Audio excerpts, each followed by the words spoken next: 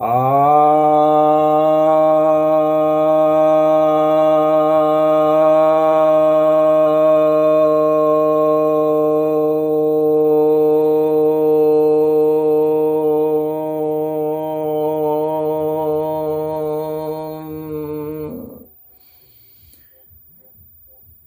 भक्तजनों को सप्रेम नमन। भक्तों,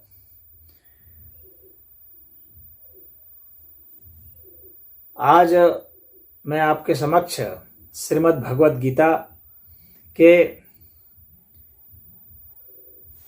13वें अध्याय के 13वें श्लोक, त्रयोदश अध्याय के 13 श्लोक पर प्रवचन करने जा रहा हूं।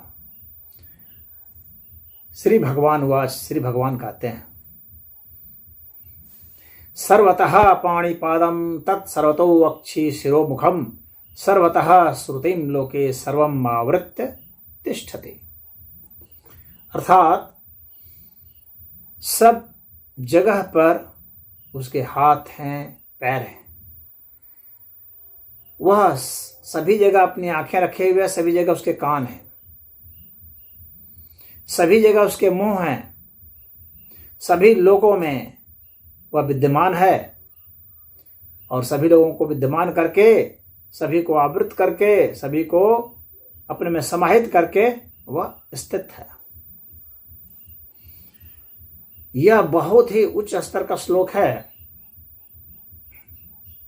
गीता का, और बिल्कुल यही श्लोक जो है उपनिषद में भी है।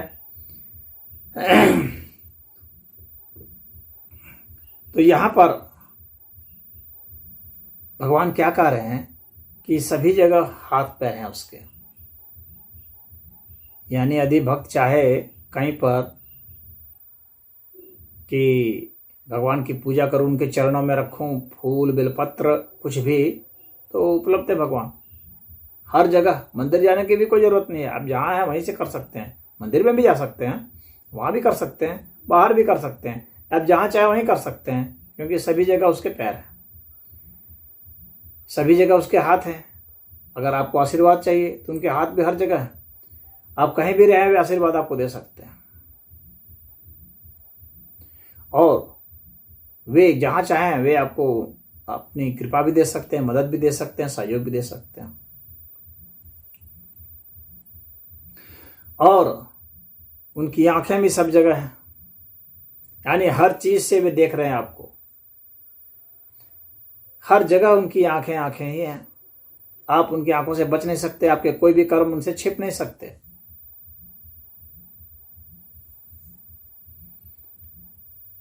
और उनके मुख भी हर जगह है।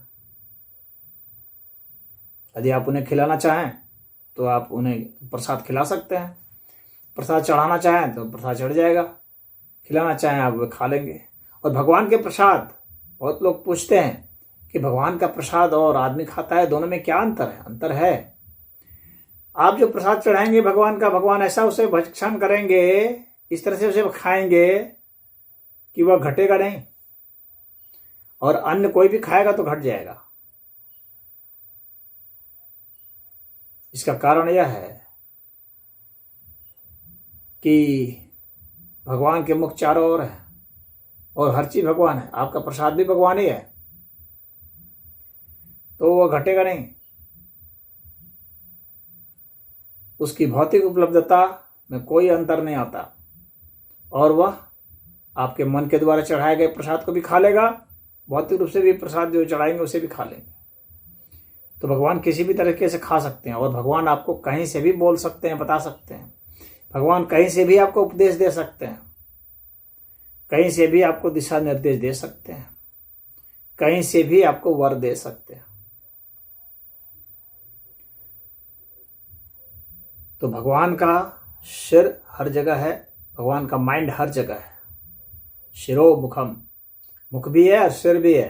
तो भगवान का सिर जो है हर जगह है, उनका माइंड हर जगह है, उनके माइंड का कहीं अभाव नहीं है। आपको इसकी फिक्र नहीं करनी है कि वो मुझे जान रहा है या नहीं जान रहा है, कि आप चिल्लाएंगे तभी वो जानेगा, ऐसा नहीं है। आप चिल्ला भी सकते हैं, आपकी इच्छा, क्योंकि उनके कान भी हर जगह है, हर जगह उनके कान है, वे सुन लेंगे। आप नहीं भी चिल्लाएंगे, मन से भी बोलेंगे तो भी कान है, क्योंकि उनका माइंड भी हर जगह है। और इतना ही नहीं, हम लोग की आंखें तो एक जगह होती हैं और जो आंख है वो सिर्फ देखने का ही काम करती हैं और कान हम लोग के सुनने का ही काम करते हैं। लेकिन भगवान की जो इंद्रियां हैं, एक ही इंद्रिय जो है वो सुन भी सकती है, देख भी सकती है, सब कुछ कर सकती है। यानी उनकी हर इंद्रियों के पास हर इंद्रियों की ताकत है। उनकी कोई भी इंद्रिय है उसमें कोई भी ताकत है, कोई भी शक्ति है। मुख से वे सुन भी सकते हैं, मुख से तो लोग बोलते हैं लेकिन वे सुन भी सकते हैं, मुख से देख भी सकते हैं, मुख से स्पर्श भी कर सकते हैं। उनकी त्वचा भी हर जगह है। आपका सेंसेशन, आपकी संवेदनाएं उनको पहुंचते रहती हैं हर समय हर जगह। तो उनका कहीं अभाव नहीं है। किसी भी लोक में, किसी भी स्थान पर आप कहीं चाहें, पूरब जाएं, उत्तर जाएं, दक्षिण जाएं, ऊपर जाएं, नीचे जाएं, बनारस जाएं, दिल्ली जाएं, अमेरिका जाएं, इंग्लैंड जाएं, चांद पर जाएं, बृहस्पति पर जाएं, सूरज पर जाएं या अणु परमाणु में जाएं, कहीं भी आप चले जाएं, किसी भी स्थान पर, किसी भी विशेष पर, उनका अभाव कहीं नहीं है। वे आपको हर जगह मिल जाएंगे। यानी प्रार्थना हर जगह हो सकती है, प्रार्थना हर तरीके से हो सकती है।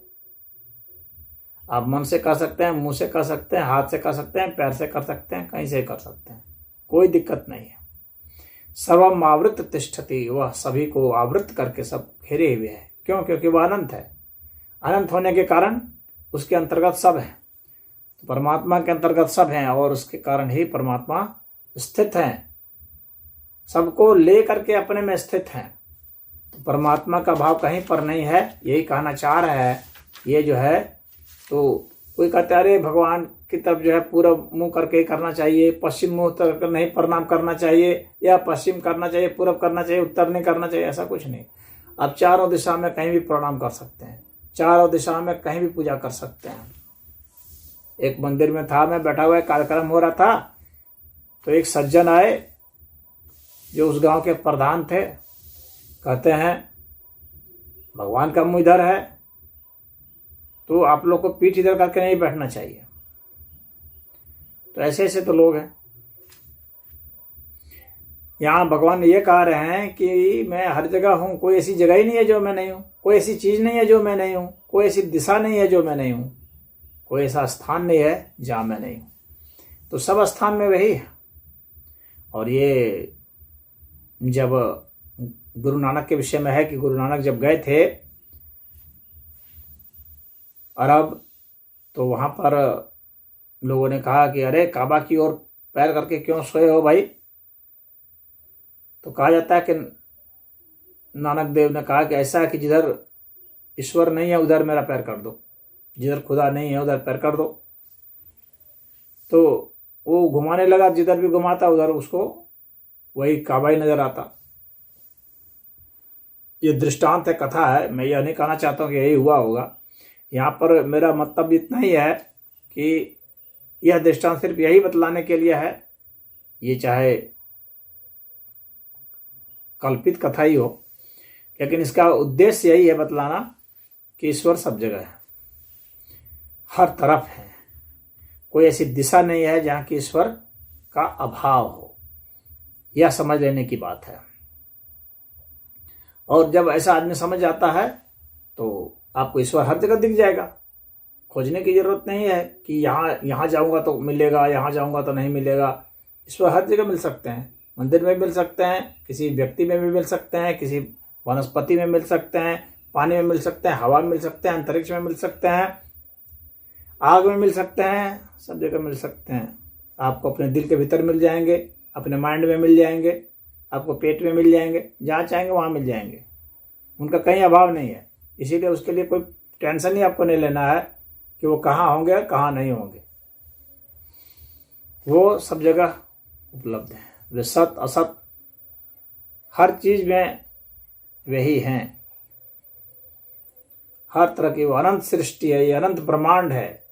इस अनंत ब्रह्मांड में अनंत सृष्टियां हैं और अनंत सृष्टियों में अनंत जीव हैं, अनंत तरीके हैं उन्हें खोजने के, उन्हें पाने के लिए। भगवान का अनंत ऐश्वर्य है, उनके ऐश्वर्य की कोई सीमा नहीं है। और इसी चीज को सिद्ध करने के लिए यहाँ मुख्यतः ईश्वर को अनंत सिद्ध करने के लिए ही ये सब बताया गया है। और यह भी बताया गया है कि आप परेशान मत होइए कि भगवान यहाँ आएंगे कि नहीं आएंगे। आप जहाँ रक्षा के लिए पुकारेंगे भगवान वहाँ उपलब्ध है। जहाँ आपको दिक्कत है, जहाँ दुख है, तकलीफ है, आप वहाँ से पुकारेंगे भगवान वहाँ उपलब्ध है। भगवान की उपलब्धता सदैव है। कुछ लोग कहते हैं अरे कृष्ण जी तो अब नहीं है, अब तो गए। कहाँ कृष्ण जी हैं, जरा दिखाइए। तो कृष्ण जी कभी कहीं नहीं गए, वो हैं ही हैं, अभी भी हैं। उनके लिए हैं जो देख सकते। कृष्ण का जब अवतार नहीं हुआ था तब भी कृष्ण थे। अवतार तो वह है जो आपको आप भौतिक आंखों से देखते हैं, इसलिए आध्यात्मिक आंखों से देखेंगे तो कहीं अभाव नहीं है। कृष्ण हर समय है उपलब्ध, हर जगह उपलब्ध है, हर चीज वही है। आपका नजरिया उस तरह का होना चाहिए, आपकी आंखें वैसी होनी चाहिए जो उसे देख सके। आप अपनी आंखों से अपनी आंखों को देखें, आपको वे नजर आ जाएंगे।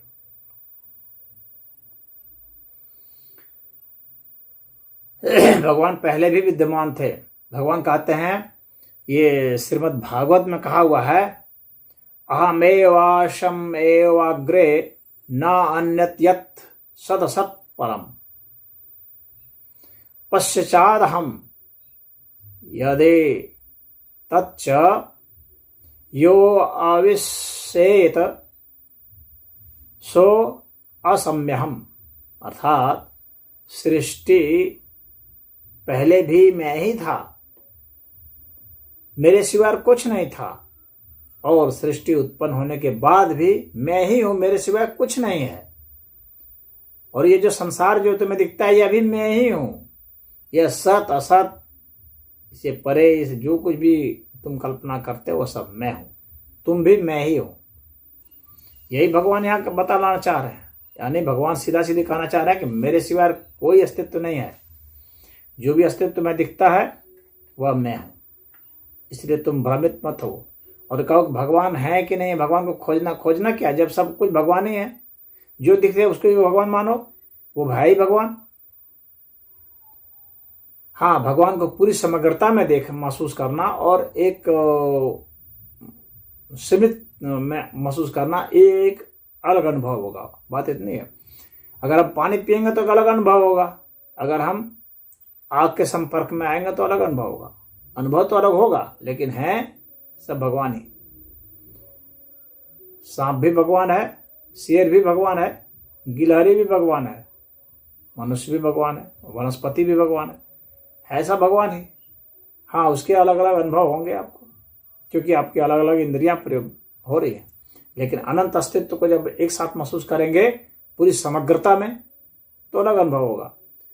और भिन्न भिन्न महसूस करेंगे तो अलग, भिन्न भिन्न महसूस करेंगे तो उसका भिन्न भिन्न एहसास होगा। बस सीधी सी बात है। तो इसमें भरमाने का कोई मतलब नहीं है। आपको द्वंद्व में नहीं उलझना है। अद्वैत अवस्था इसी को कहते हैं। और वेदांत दर्शन जो है वो अद्वैत की ही बात करता है। यही जो है श्रेष्ठ दर्शन है विश्व का। तो इस श्लोक का यही अर्थ है। इसमें इतना ही। ओम।